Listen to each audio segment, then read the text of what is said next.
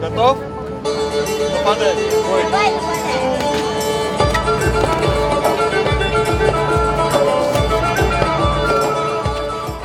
В Московском парке Победы проходит второй фестиваль «Игра престолов».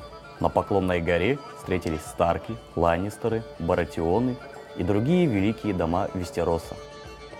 Свободные люди Вестероса, лорды и принцы, его величество король просит собраться на главной площади Королевской гавани. Каждый дом приглашает в одно из 7 королевств. Гостей фестиваля ждут не только тематические развлечения, но и подарки.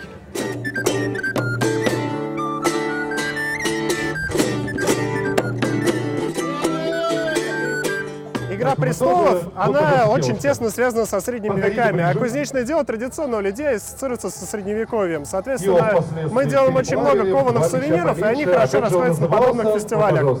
Вот, и «Игра престолов», ну, это просто классно. В мире 7 великих домов легко найти занятия по душе, от чеканки монет до уроков фехтования. Можно поучаствовать в процессе изготовления настоящих рыцарских доспехов, а также сделать необыкновенную прическу у средневекового мастера. Не обойдется без встречи с лютоволками. В роли лютоволков – хаски. Центр праздника – Королевская гавань, а главный объект, конечно же, Железный трон. Короли и королевы, добро пожаловать на Железный трон!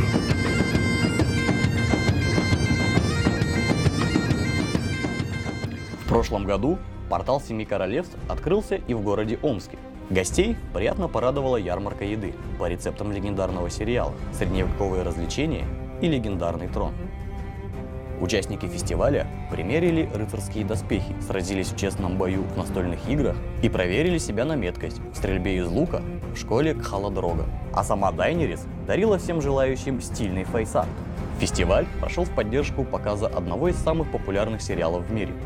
Да, это и не удивительно, ведь в «Игре престолов» герои плетут заговоры за обеденным столом, устраняют врагов и планируют свой следующий шаг.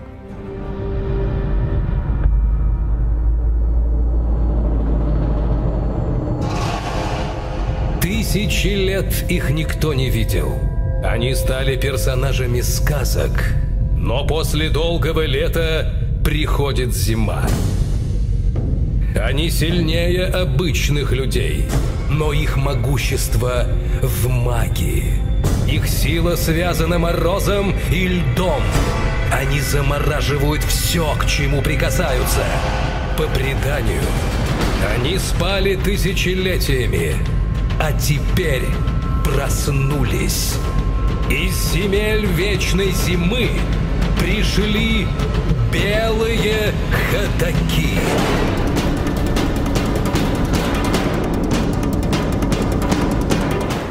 Ну, я косплею персонажа из «Игры престолов» Тириона Ланнистера. Вот. Значит, этот фестиваль проводится уже второй год. Вот, и есть с чем сравнить на самом деле. В сравнении с прошлым годом появляются какие-то новые интересные развлекательные мероприятия, больше косплееров и больше атмосферы, ну и вообще масштаб самого мероприятия.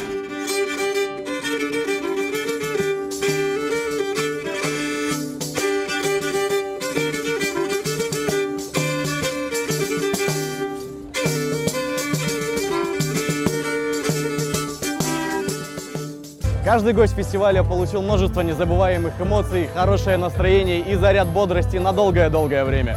Артем Корниенко, Григорий Петров, Москва.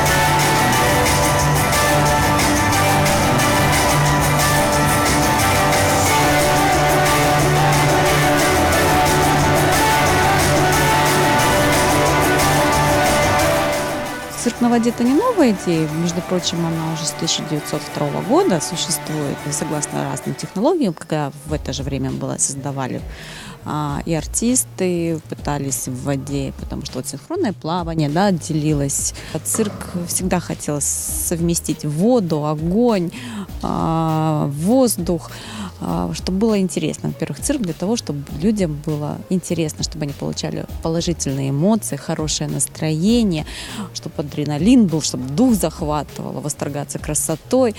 А вода, воздух, огонь — это всегда, лед — это всегда то, что человека притягивает.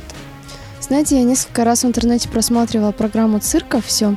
И мне вот возник очень интересный вопрос. А кому сложнее, артистам, выступающим в таких условиях, или все-таки персоналу, который собирает, разбирает, готовит эти невероятные декорации? Одинаково сложно всем, и артистам, и техническому персоналу, потому что это симбиоз, это единое целое. Когда артист выступает, в это время идут фонтаны, это технические техработники включают их, поддают там специальные там устройства, ну, DMX-передатчики, радио, там, FM.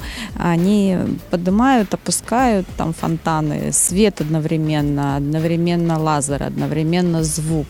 Поэтому нету отдельно кому тяжелее, кто главнее. Все главные, и всем одинаково сложно.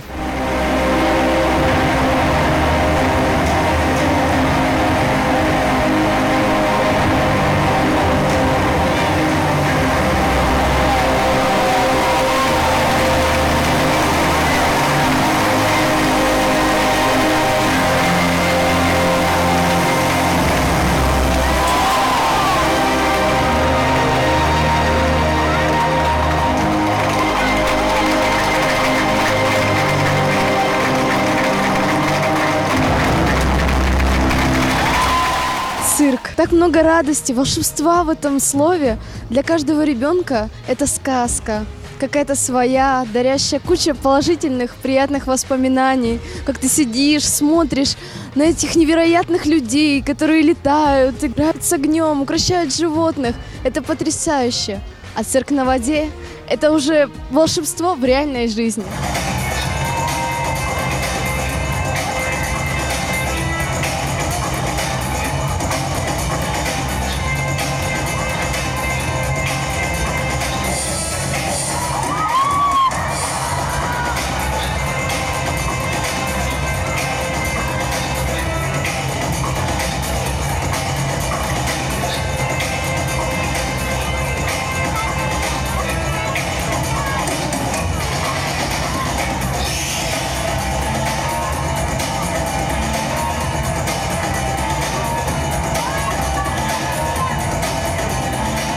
В принципе, если человек конкретно решил заняться цирком, ему достаточно просто сюда прийти, а любое амплуа подвластно. Я как бы в последнее время не сомневаюсь вообще в человеческих способностях. Вот я, допустим, мне сейчас 35 лет, я за 3 месяца научился играть на аккордеоне. Теперь играю произведения классические, да, все такое. Как бы после того, как, если уж слон в посудной лавке, я не знаю, это как бы я про себя научился играть на аккордеоне, я сейчас осваиваю скрипку, я не знаю, да, все такое, честно.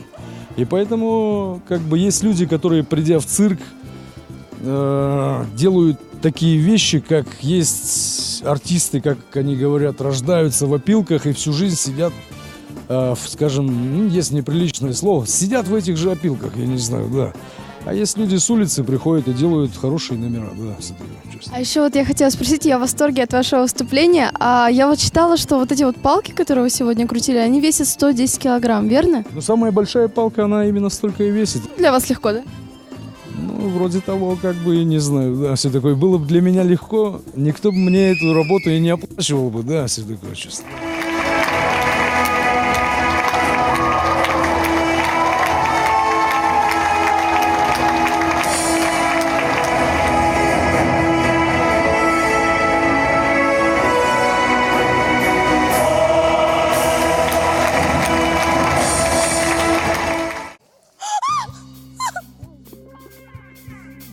С вами была телепередача «Фотин». До новых встреч! Здравствуйте, представьтесь. Кто там? Кто там? Не хочет, странно. Обычно.